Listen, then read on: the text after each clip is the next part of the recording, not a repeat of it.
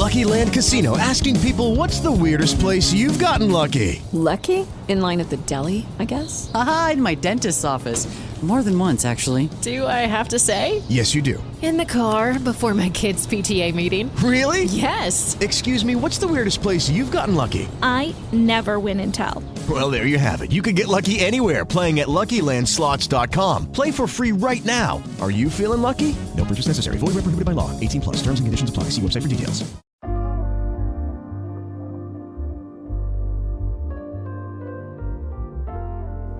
You're hiking in the mountains. It's beautiful, it's serene, and it's peaceful. It's nighttime, and you've been made aware that bears are out. Be careful of the brown bear. As you lay down in your tent and you get ready for the evening, you hear some rustling in the bushes. It's definitely not a raccoon, and you're sure it's not a field mouse.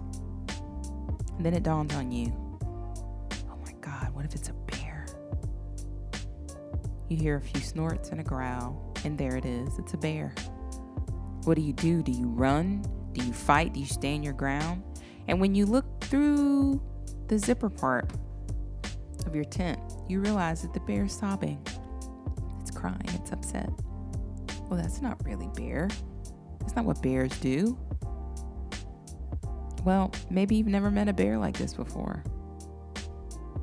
On this week's episode of the Silver Fox Journal podcast, I want to introduce you to someone as special. Like me and like many others you may or may not know. The brown bipolar bear. Are you ready? Let's go.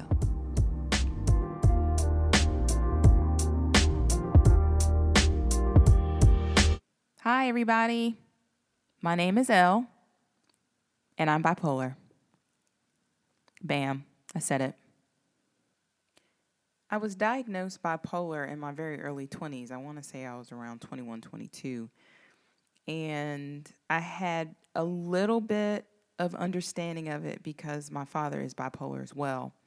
And over the years, I have discovered there are so many misnomers and people who don't understand what having bipolar disorder is. They don't know what it looks like. And what they do see is what's either shown on TV or misused.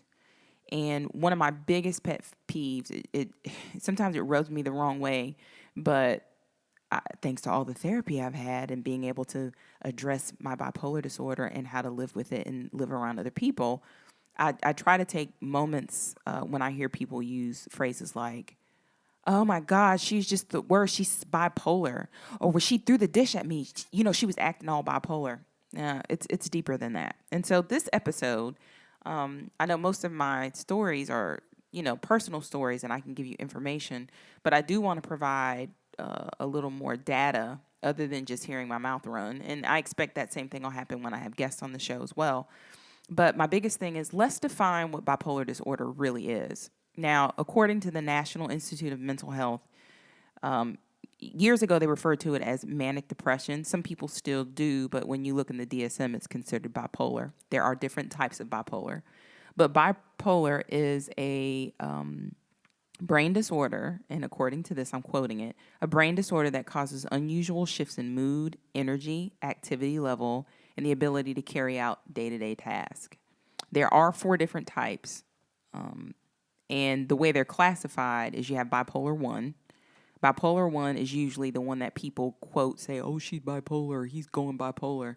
This is the ones where you have higher manic episodes. These are the episodes where you feel delusions of grandeur, you have a lot of energy, you're bouncing off the walls, very little to no sleep. Your discretion is sometimes inhibited, and these can last for weeks or months. Bipolar 2, which has a pattern of depressive episodes, you still have something called hypomania, where you mix between the manic and the depression, and those can last for weeks and months as well. Something called cyclothic. Oh, am I saying that wrong? Forgive me. Cyclothymania, CYCLOTHYMANIA, YMIC. So forgive me for pronouncing it wrong because I'm reading and podcasting at the same time. I can pat my head and scratch my belly too.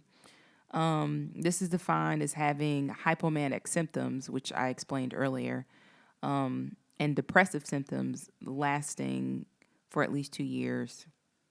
And then something also called not other specified. Now, I don't know if you're a medical nerd like I am, I've learned that NOS, which is not other specified, is a way that basically says that a person has some type of illness or needs to be diagnosed with something and placed in a category, but they don't actually fit in a specific category. But they recognize that some of their symptoms and traits are indicative of having that particular illness. Well, that's the same thing for mental illness as well.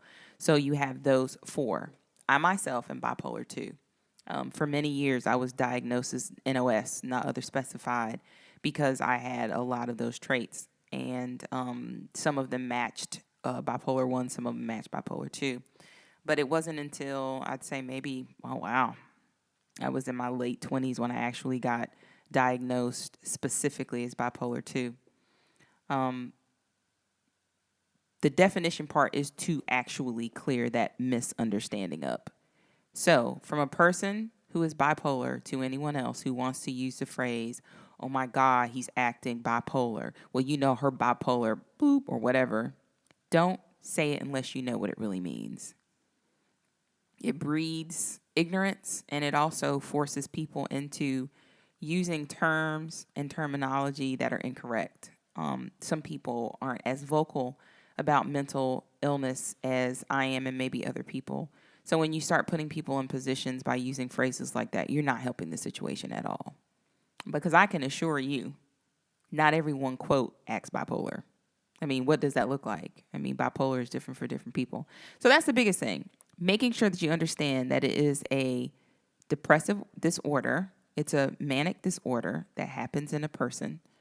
There is research that shows that there is some genetic link. There are also triggers that happen. It could be drug use. It could be trauma. Everyone is different. But at some point in their life, if the person is predisposed to having bipolar disorder, something will trigger that to happen. The reason why I call this episode The Brown Bipolar Bear is I myself am brown. I'm an African American. I identify with my culture and my ethnicity, as many people do. And some people would say, well, what does that have to do with mental illness? Well, it actually has quite a bit to do with mental illness. One of the biggest concerns for people of color is that they may not get the care that they need. And so a lot of mental illness, especially bipolar disorder from Black and brown people, are heavily underrepresented and they're underreported. And so I went to this other website. Let me try to find it. I don't normally do this because I try to go off the cuff. But, you know, considering there's almost maybe even more now because these statistics might be off, but there's over 2.4 million Americans that are diagnosed with bipolar in some capacity. And one of the biggest risk factors for Black and brown people in our country, in the United States, and I know I have listeners in other countries, but I'm sure it's very similar. There are certain things that stop Black and brown people from getting mental health care. Mistrust of healthcare professionals. There are historical rates of having higher than average institutionalizations for African Americans with mental illness. And so people will tell stories. Well, you remember what happened to Joey? Or you remember what happened to whoever when they went to the hospital and they never came home, those kind of things. There's also cultural barriers, religious barriers. I know I've heard from different support groups that I've been in and actually facilitated. I've heard people say, well, the pastor said they were just going to pray the demon away. Or we went to a retreat trying to fix me. You know, I mean, so there's certain cultural and religious barriers.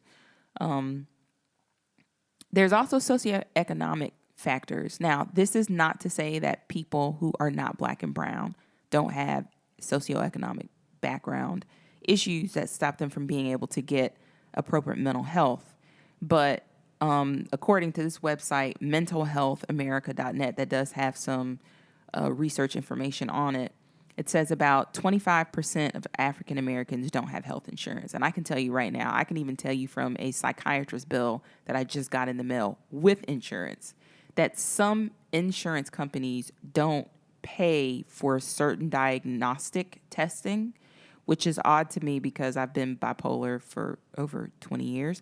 But when I saw this new physician, there's a fee. It was like a $250 fee of like a administrative slash, anyway, my insurance should cover it and it didn't. So that's one big thing, finances or something. And that also is indicative in other cultures, Native American and Asian, especially Asian American individuals who are needing mental health care or have bipolar disorder underreport. So that also skews data about how to treat people, medications that work, because if you don't have a good cross-reference or a good cross-group for people to test you to see what it's like in a certain community to have bipolar disorder, you're not going to get the data you need. Something that's very that's been known and misconstrued, especially when it comes down to domestic violence, also suicide, and other like drug abuse, drug misuse. I was reading another article through the National Library of Medicine and National Institutes of Health. They did a study over, I believe it's like an 8 to 10 year period of people who have bipolar 1 and 2 disorder. And they discovered that over 24 different reports, when they used, if I'm not mistaken, according to this data, they used, I want to say over 2,000 people. And don't quote me 100% because I'm kind of skimming through so many different research. But what they said is that between 25 and 60% of individuals with bipolar disorder will have attempted suicide at least once in their life, whereas 4 to 19% will complete it. Now, that's just a blanket cross study of 24 different reports. Now, this doesn't specify Black people or Asian people or Native American. It doesn't break that down. It just says that this group of people, almost at a close to 20% rate, once they've attempted actually complete suicide.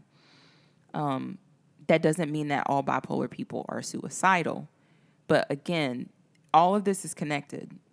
The underreporting, the socioeconomic issues, any type of barrier that's going to stop people from getting the mental health that they need also is a barrier that allows researchers and clinicians and social workers and therapists and people who do support groups from getting the raw data that they need to make sure that they educate the community. So what does bipolar disorder feel like? Well, it's different for different people. But for this brown bipolar bear, I'll tell you, as someone who has bipolar 2, my concern is more depression. So I do have periods of mania, but I've also been very well, I've had quite a bit. I joke to a lot of people when I talk about my bipolar disorder, but I can say I have had hundreds of hours of therapy over the years. I mean, from the first time I went to therapists thinking I didn't need them, back and forth to maintaining and going through intensive therapy, going through something called the EMDR, which is a way of dealing with trauma.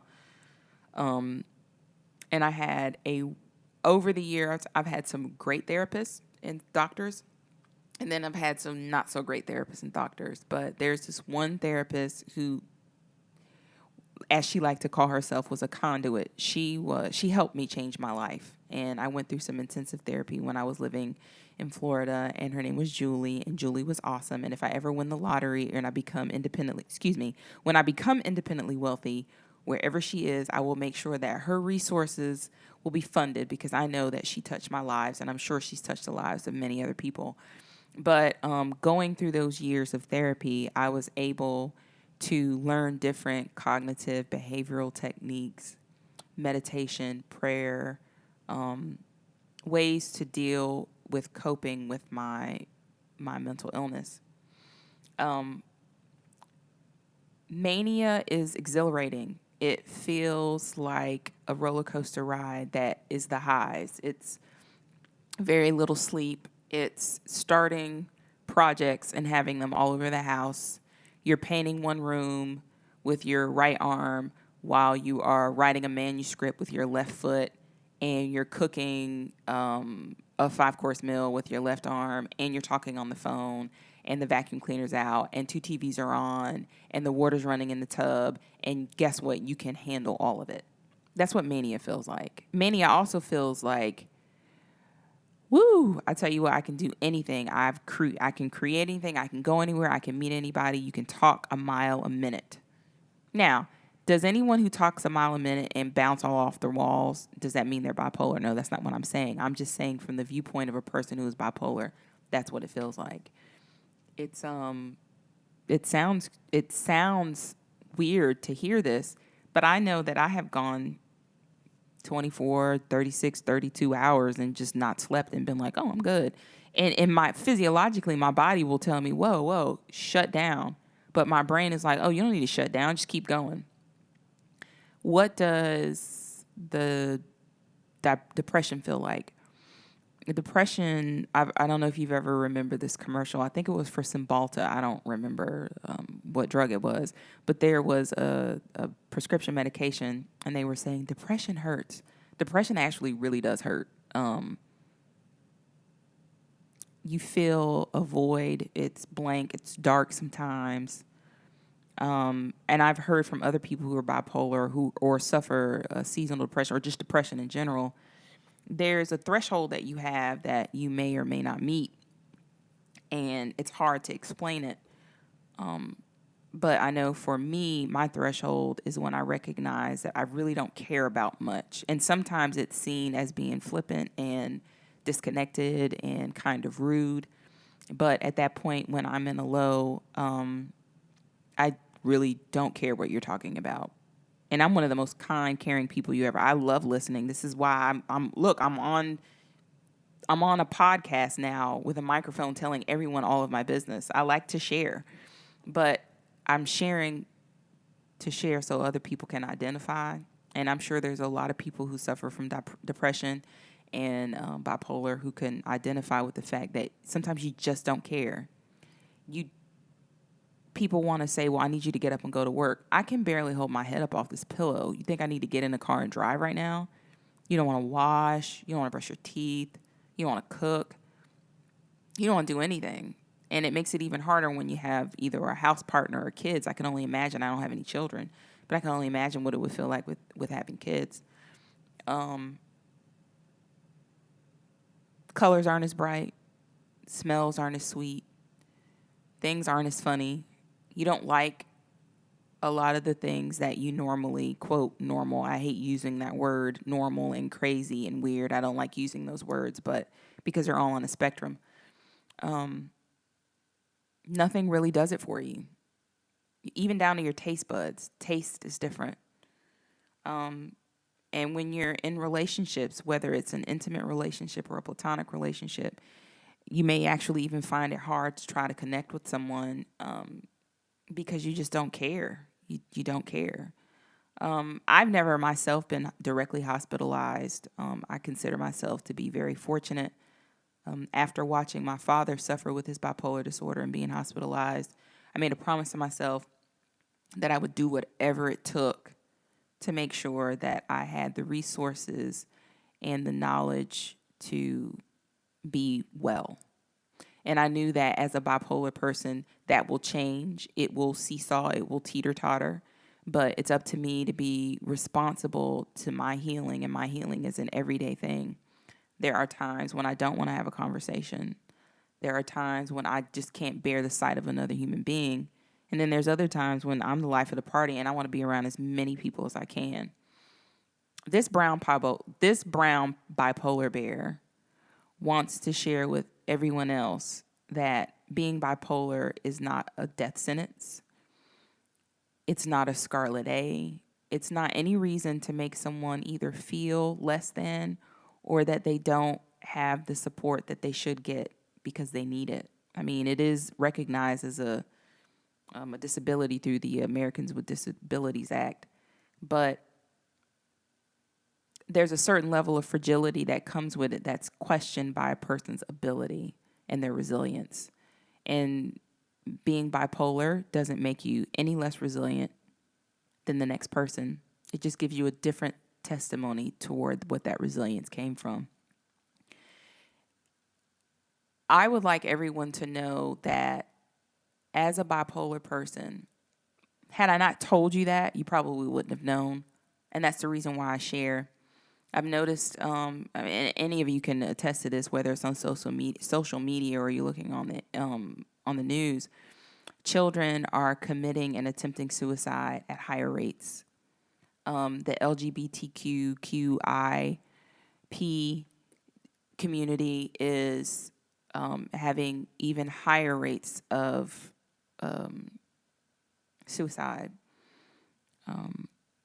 We also have to think about our men and women in uniform, whether they are wearing blue or fatigue, that also can suffer from depression and bipolar, and let's not forget PTSD. These are mental illnesses that affect people on a daily basis. And you don't have to have a scar or a missing limb or a fake eye to know that someone can be hurting on the inside and they need help.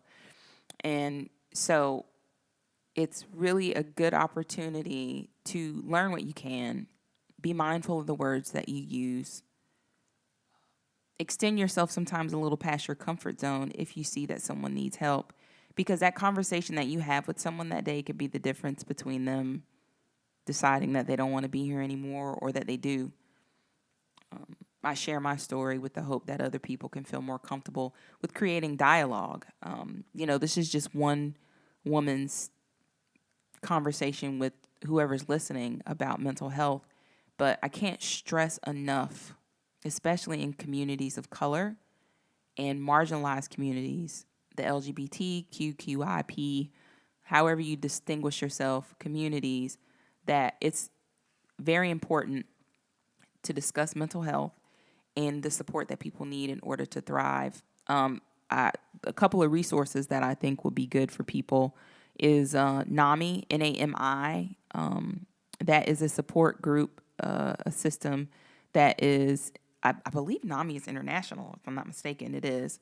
And then there is DBS, it's called the Depression and Bipolar Support Alliance. I actually used to be a member, and I used to facilitate a group in the community where I live for people who suffer from other illnesses, but mostly from depression and bipolar. And that was a very great opportunity for me. In my striving to maintain mental wellness, I discovered that I have the privilege of having had good health care at points in my life. Not always, because I didn't always have health care, and I definitely didn't have mental health, and I didn't always take my medicine. But I've had the opportunity of getting the care that I need and being fairly fortunate in the results of either treatment and or medicine that I took. And going through being a facilitator of the DBSA groups, I recognize that there's some people who really aren't well and who do need that support and they don't get it. So my takeaway from today's episode, if you can, extend yourself when you need to, even if that's just taking the time to Google an article or speak to someone who mentions that they do have a depressive disorder or some type of mental illness and saying, I want to know more. If you have any questions, you can Instagram me, the Silver Fox Journal, my Facebook page, even if you go to my blog, www.silverfoxjournal.com, and click on the contact, and you can send me a message in there. I don't have a problem sharing. I wish more people did. I'm in the hopes that the more we create a dialogue, the better our opportunity is at us, literally each one teaching one and making people feel more comfortable with their mental illness and supporting those who do have it. And this episode was a little longer than normal. I think it's important sometimes to get past that. It's got to be 15 minutes. But I knew that I wanted to speak about this. Is something that's very near and dear to me. And it is also something I think is important and needs to be discussed by everyone, because mental illness affects at least one person you know, whether it's the bus driver that takes your kids to school, or the organist at your church, or the guy that just made your burger at Burger King, or your best friend or your spouse. I mean, your cousin, your sister. It affects so many people, which means it affects you and it affects our community. So, again, as usual, I'd like to thank you for taking time out of your day. You could have spent that time anywhere else, listening to another television show or another podcast, but you did it and you listened with me, and I'm thankful. Stay tuned for the next episode of the Silver Fox Journal Podcast. Until then.